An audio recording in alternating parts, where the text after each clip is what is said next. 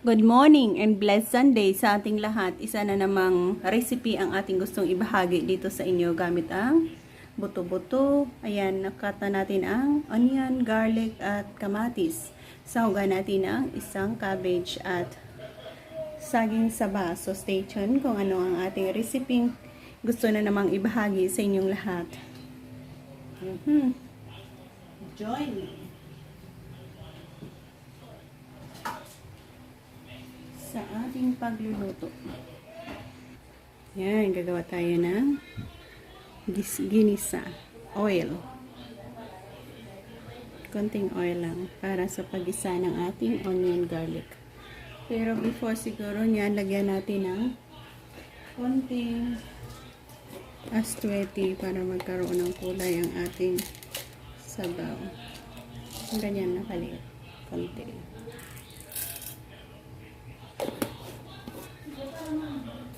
Yan, palabasin na natin ang kulay niya and then mag-isa na tayo ng onion, garlic at kamatis.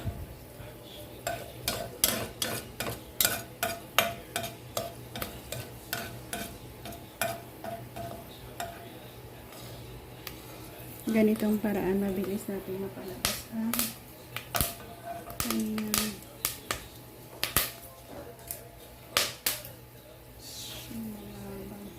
Yan, pwede na tayo mag-isa ng onion garlic.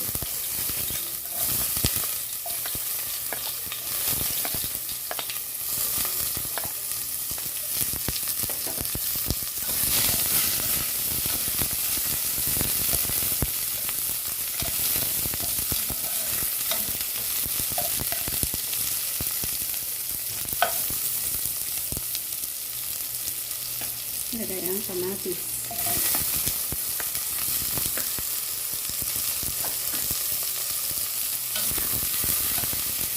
Yan, pwede na natin igisa sabay dyan ang ating mga buto-buto.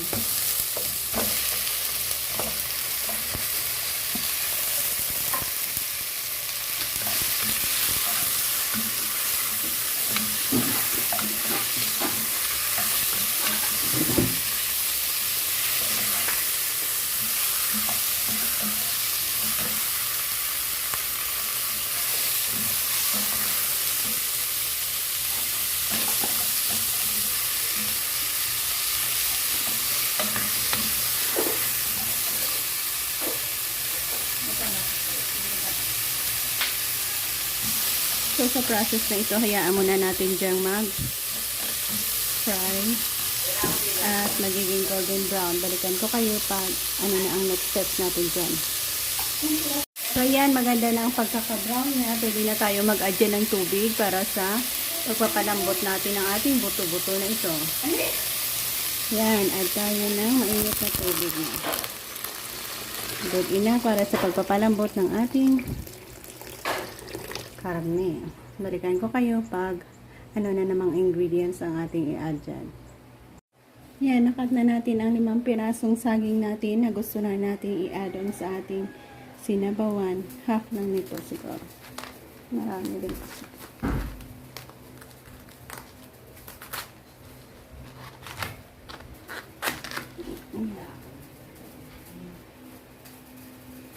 Half lang.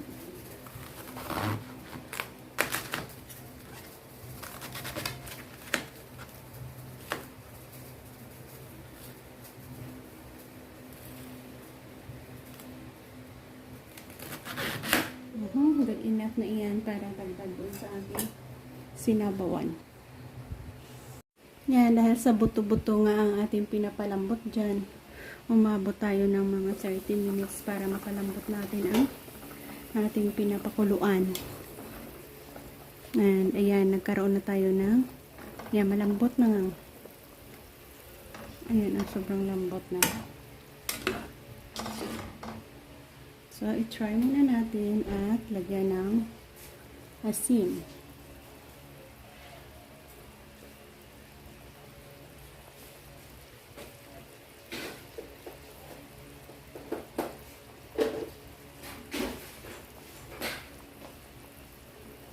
Malasa na ang ating sabaw dahil sa lumabas na ang katas ng ating buto-buto dyan.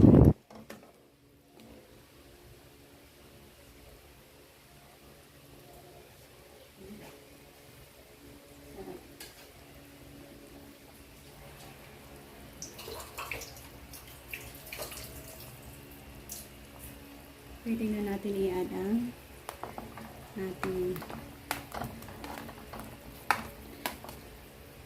saging at cabbage.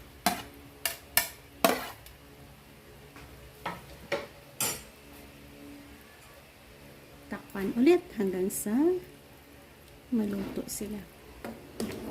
At magkaroon na naman tayo ng masarap, no? Nasabaw na hihigupin dyan.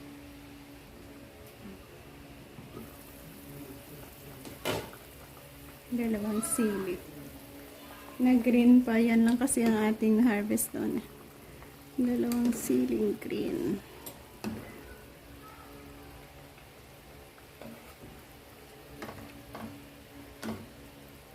Ayan. Sana nagustuhan nyo na naman ang ating pamamaraan ng pagluluto dito na puchero. So, thank you again for joining us. Keep us all safe. God bless and indeed, happy eating. Dahil sa meron na naman tayong naluto na masarap na hihigupin dyan. Sarap talaga. Bye-bye!